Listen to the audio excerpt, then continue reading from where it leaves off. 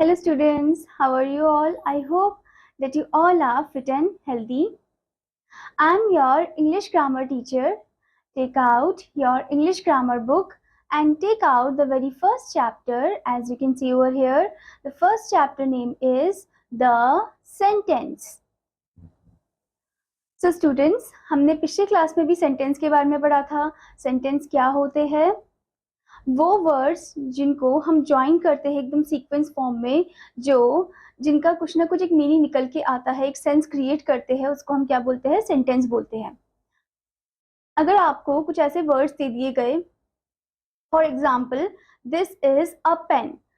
सो इसमें कुछ जो वर्ड्स है, दिस इज अ पेन, इनको अगर हम जम्बल अप कर दे, यानी कि पेन इज दिस अ, सो क्या ये सेंटेंस होगा? So basically it will not be a sentence. ये सेंटेंस होगा ही नहीं.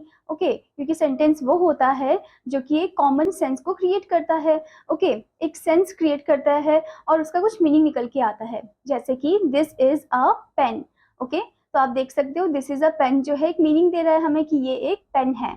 ओके और आपको तो पता है कि जो सेंटेंस है उसका फर्स्ट लेटर क्या होना चाहिए? कैपिटल होना चाहिए और लास्ट में फुल स्टॉप आना चाहिए. Okay so let's start the chapter. हम इसमें और डिटेल में जानेंगे सेंटेंस के बारे में. Okay students, so student, before starting this chapter, here you can see the starter point. Describe the picture in some sentences. आपको क्या करना है? इन पिक्चर को कुछ ऐसे sentences में describe करना है. ओके जैसे कि आप यहाँ पर क्या देख रहे हो? boys are doing exercise. Okay और यहाँ पर आप ये भी लिख सकते हो कि this is a morning scene. Okay ये एक मॉर्निंग का दृश्य है. ओके सो आपको यहाँ पर सेंटेंसेस लिखने अकॉर्डिंग टू द पिक्चर. ठीक है students, now let's start the chapter with the first topic, that is the sentence. Now read the following groups of words carefully. आपको यहाँ पर कुछ ग्रुप ऑफ वर्ड्स दिए गए हैं, इनको हमें अच्छे से पढ़ना है. So first here you can see group 1, the behind rabbit hit the bush. Next one, fond of Gaurika is chocolates.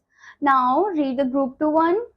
Group 2 में आपको दिया है the rabbit hid behind the bush, Gaurika is fond of chocolates.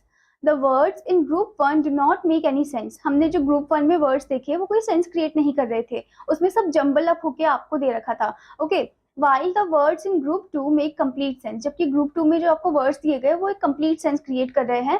और आप ये भी देख सकते हो कि फर्स्ट लेटर कैपिटल है और लास्ट में फुल स्टॉप लगा है. ठीक है, therefore the groups of words in group 2 are called sentences. तो जो ग्रुप ऑफ वर्ड्स है जो कि ग्रुप 2 में है, उनको हम क्या बोलते हैं? सेंटेंसेस बोलते हैं. ठीक है students, now here you can C a group of words which make complete sense is called a sentence. वो ग्रुप ऑफ वर्ड्स जो कंप्लीट सेंस क्रिएट करते हैं उसे हम सेंटेंस बोलते हैं.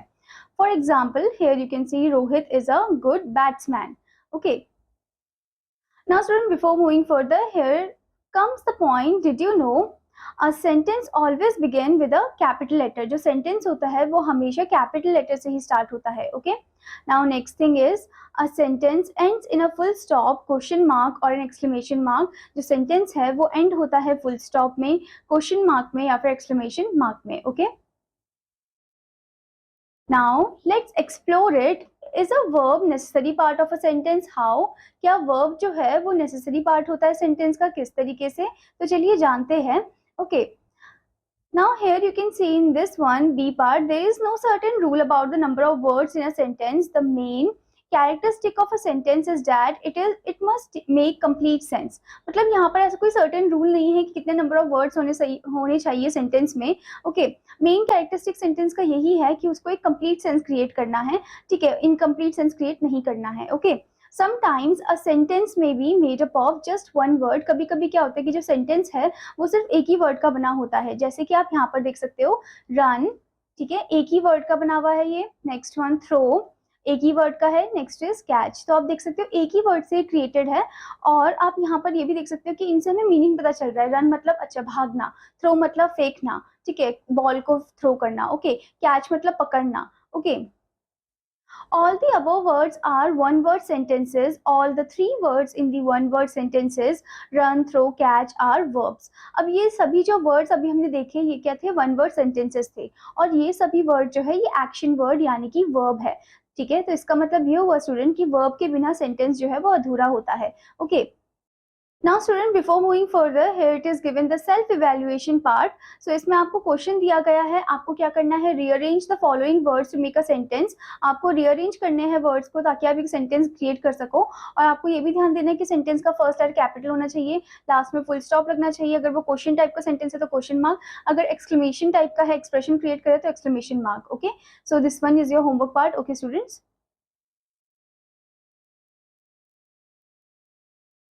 Now let's see the types of sentences. So here you can see the first one, that is statements or declarative sentences. Read the following sentences. Prashant is my brother. You are my best friend. Pooja is a good dancer. My father is a doctor. So the above sentences say or state something. These sentences are called statements और declarative sentences. अब यहाँ पर ये बताया गया student कि जो ऊपर के सेंटेंसेस अभी हमने पढ़े ये कुछ ना कुछ स्टेट कर रहे हैं या बता रहे हैं. ठीक है, तो इन सेंटेंसेस को हम क्या बोलते हैं, स्टेटमेंट बोलते हैं या फिर डिक्लेरेटिव सेंटेंसेस बोलते हैं. Okay, A sentence that says or states something is called a statement or declarative sentence. अब वो सेंटेंस जो कि बोलते हैं, बताते हैं किसके बारे में, ठीक है, वो स्टेटमेंट या फिर डिक्लेरेटिव सेंटेंस कहलाए जाते हैं. ठीक है. Now student, before moving further, here comes the part. Did you know a statement or declarative sentence ends with a full stop? जो statement या declarative sentence होता है वो हमेशा full stop पे ही end होता है. ठीक है student. Now the next type of sentence is questions or interrogative sentences. So read the following sentences. यहाँ पर आपको कुछ ऐसे sentences दिए गए हैं जो question या फिर interrogative form में हैं. जैसे कि where is my bag? Why are you crying? Do you like coffee? Are you a teacher? The above sentences ask question. तो ये ऊपर की जो sentences अभी हमने पढ़े ये सभी question पूछ रहे हैं. These sentences are called questions or interrogative sentences. इनको हम question या फिर interrogative sentences बोलते हैं. A sentence that asks a question is called a question or interrogative sentence. मतलब वो sentence जो question पूछते हैं उन्हें हम question sentence या फिर interrogative sentence बोलते हैं. Okay? Now student, before moving further, here comes the point. Did you know a question or interrogative sentence ends with a question mark? जो question या interrogative sentence होता है वो हमेशा question mark पे ही end होता है. Okay students. Now student, the next type of sentence is imperative sentences. Read the following sentences. So first one is please close the door. Next, do not make a noise. Be careful while crossing the road. Next is sit down. In the above sentences, the first sentences expresses a request. जो हमने पहला sentence देखा please close the door, ये हमें request बता रहा है. ठीक है, ये क्या एक्सप्रेस कर रहा है, रिक्वेस्ट को एक्सप्रेस कर रहा है. ओके, तभी हमने यहाँ पर कौन सा वर्ड देखा, प्लीज वर्ड देखा. Okay, the second expresses a order. The second expresses an order. तो सेकेंड जो सेंटेंस है do not make a noise, ये ऑर्डर को एक्सप्लेन कर रहा है, ऑर्डर को एक्सप्रेस कर रहा है. Okay, the third sentence is an advice and the fourth sentence expresses an order. जो third sentence है यानी कि be careful while crossing the road, ये एक advice है. ठीक है, और जो fourth sentence है sit down, वो एक order है. Okay, so these sentences are called imperative sentences. In sentences को हम imperative sentences बोलते हैं. A sentence that expresses a request, order or an advice is called an imperative sentence.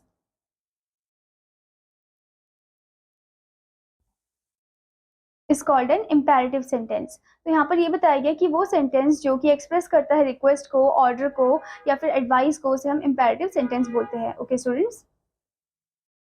Now students, before moving further, here comes the point. Did you know an imperative sentence ends with a full stop? जो imperative sentence होता है वो हमेशा full stop पे end होता है और first letter capital होता है. Okay. Now the next type of sentence is exclamatory sentences. Read the following sentences. What a lovely picture it is. What a lovely picture this is. Next one, how beautiful the flower is. Next one, what a beautiful dress that is. The above sentences express a strong sudden feeling. जो ऊपर की sentences अभी हमने पढ़े वो strong sudden feeling को express कर रहे हैं. These sentences are called exclamatory sentences. In sentences को हम exclamatory sentences बोलते हैं और आप देख सकते हैं इसमें exclamatory mark भी लगा है last में. Okay, a sentence that expresses a strong sudden feeling is called an exclamatory sentence.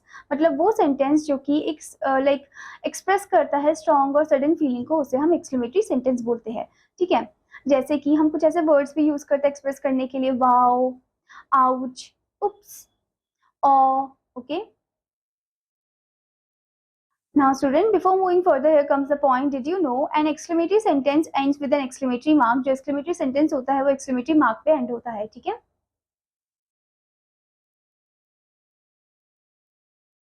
Now here some other question is given. So this part is your homework 1. Okay, students.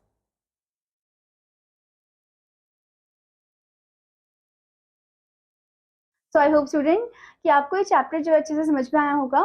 So आपका homework है कि आपको एक बार फिर से इसको अच्छे से रीड करना है और एक्सरसाइजेस भी अच्छे से कंप्लीट करनी है. Now I will meet you in another class. Till then, student, take care. Bye bye.